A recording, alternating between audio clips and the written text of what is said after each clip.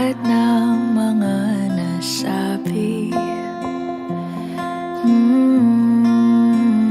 Di naman inakalang ika'y darating lang bigla nang walang babala.